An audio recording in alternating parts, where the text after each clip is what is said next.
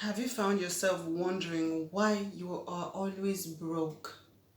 Why you keep scrambling from left, right, and center to make ends meet? Why you never seem to have substantial amount of residual money in your account? Why am I asking you all these questions? It's because today we're about to break this table. We're going to talk about all the toxic habits that we young people indulge in that keep us broke all the time. Yes, we're breaking that table. Welcome guys to my channel. In today's video we're going to be talking about habits that keep us broke, especially we young people. It's not only young people, but I mean like majority of people that are guilty of these things we're going to be talking about today are the young people.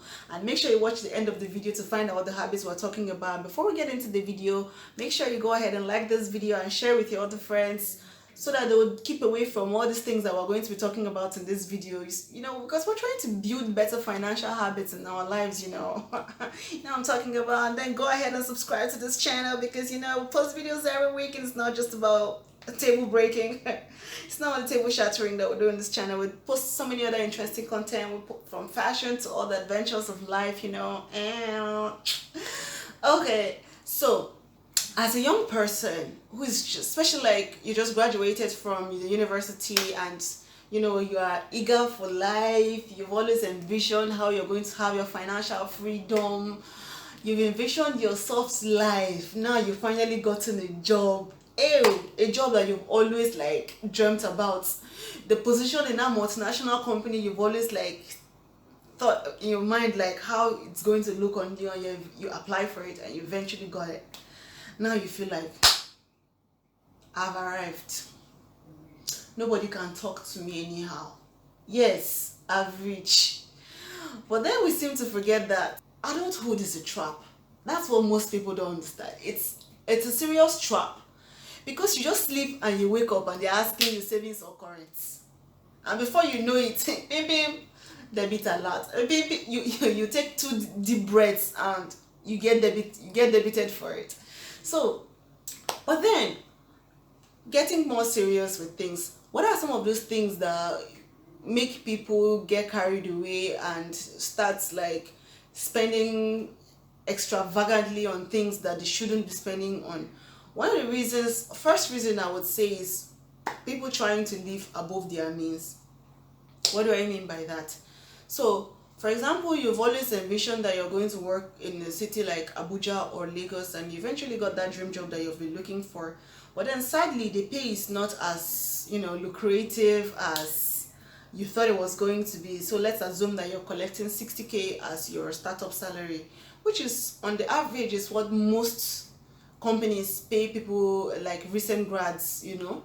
And you've always thought about living in a place like Lekki or Maitama, because you want to belong. You want to say that you live in Abuja. You want to say that you live with the creme de la cremes of the city, You want to feel like you live with them, the bunch, them in the Banana Islands and the Pisquet them. You're now going to rent house of 700K in Maitama or in Lekki, depending on which city you're living in, and you're collecting 60K a month. How I don't understand. How exactly do you plan to make that magic happen? Because if you are going to be honest with yourself, if you say you're going to be saving every month from your salary to make up your annual rent, that means you're going to be saving on average about 59,000 naira from your salary every month. What's the remaining 1K going to do for you? You are definitely going to struggle if you do that. Even if you have to be saving like 40,000 naira a month from your monthly income to make up your rent, you're still going to struggle, because we all know how the inflation and everything now has like devalued our naira so badly, and the cost of things now is just crazy. In fact, we can't even talk about that, because thinking about it, I'm already about to have a headache. That's leading us to the second reason, trying to prove that you have arrived. Yes, I have entered. Nobody can talk to me. Yes, I've got a job in Abuja. Yes, I'm a Lagos babe. I'm an Abuja babe. Yes, I'm working on living in Abuja now. So because of that, now you will now go and be, renting 700,000 naira house, because you want to prove that you actually live in Abuja. See, it's okay It's okay for you if you like you come from a family that you can afford that, but then if you're like majority of the population where most of them it was like a community effort that sent them to school, please don't sell yourself short like that, because that's going to leave you with nothing but stress, mental stress the whole month, because before you settle issues for this month, the month are finished and the next one comes, and then you have to continue, and then the cycle continues like that. Before you know it, it's like you are in this very deep and dark tunnel that you never seem to see yourself coming out of. You are struggling and struggling, running, walking, and whatever you're doing, you are never coming to the end of the tunnel. So we are be conscious of who you are trying to prove this point to, because I mean, your mates that you're trying to prove to that you have arrived, none of them cares about you. All of them are struggling with their own lives, so I don't know who you're trying to prove to. So the third reason that people indulge in habits that are really really toxic for their finances: engaging in unnecessary social competitions that don't benefit them positively.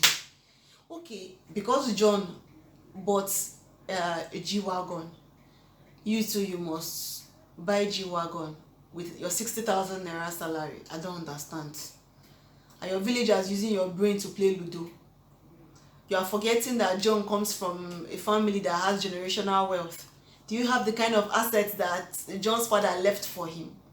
Eh? In fact, John's grandfather left for him. We're not even talking of his father, the one his father left for him here too. Is the one his grandfather left for him. You want to come and be competing with John now? Continue, since you feel like being miserable, continue. Or because Lovett bought the most recent Birkin bag, you too you must buy a Birkin bag because Lovett is carrying Birkin bag. You are forgetting who her dad is, Shebi. Continue. You are doing, is it me you are doing? At least when you be drinking Gary alone with hot tears in your bedroom, no, we will not be there, of course. We will only see you outside with Birkin bag. Continue, you are doing well. And then the fourth reason, or which is the fourth? And then the fourth reason is having unreasonable standards for yourself. So you will be like, now I've gotten a job in a bank, I'm not a banker now, I shouldn't be seeing entering keke now. I shouldn't be seeing jumping Okada, I should not be trekking on the road, I should use boats to work, I should I should take job to work. Who cares how you got to work? Who do you think is paying attention to what you used, what means of transportation you used to get to work? Just free yourself. Free yourself from that mental slavery and see how life would bloom for you, okay? Fifth reason, thinking that the society expects you to have some kind of lifestyle, you know. For example, because you're working in the bank now, or because you're working in some like huge engineering firm now, everybody expects that by now you should be like living in like a 2-bedroom apartment in a really nice, you know, environment. You should be driving at least like a recent Camry or stuff like that. Newsflash, nobody cares. No one is even paying attention to you. See, never forget to do the one that suits you. Never ever forget that. Because see, you will go outside and think that people are expecting you to be this, people are expecting you to have this one, people are expecting you to be this. But see, last the end of the day, all of them will go back to their houses and face the one that concerns them. You too, you will come back home and come and face the one that concerns you. When you come back home, what do you come back to? After you have struggled and paid all those paid for all those things that people are expecting you to have, you will come back and have nothing to fall back on. What if you now fall sick? What are you going to use to treat yourself? Or what if like an emergency happens and you like need to dip into your discretionary funds? What are you going to dip into? You are trying to please people that don't matter. Let's not get into that. Okay, so this last reason we're going to be talking about, this is not really like a habit, but like situations, more like a situation that some people find themselves in that could also contribute to like keeping them financially down all the time. Like, so for family, family responsibilities, yes. There are some people who don't necessarily like have responsibilities from their family to cater to, but then there are some people who like their education was like a community effort. What do I mean by community effort? Maybe let's say like they had like only one parent, or they're like from a low socioeconomic background, so everyone had to like pull their weight and pull resources from left, right, and center to like see them through school. So those kind of people, you don't expect that when they finish school they should like completely ignore their family. You get what I'm saying?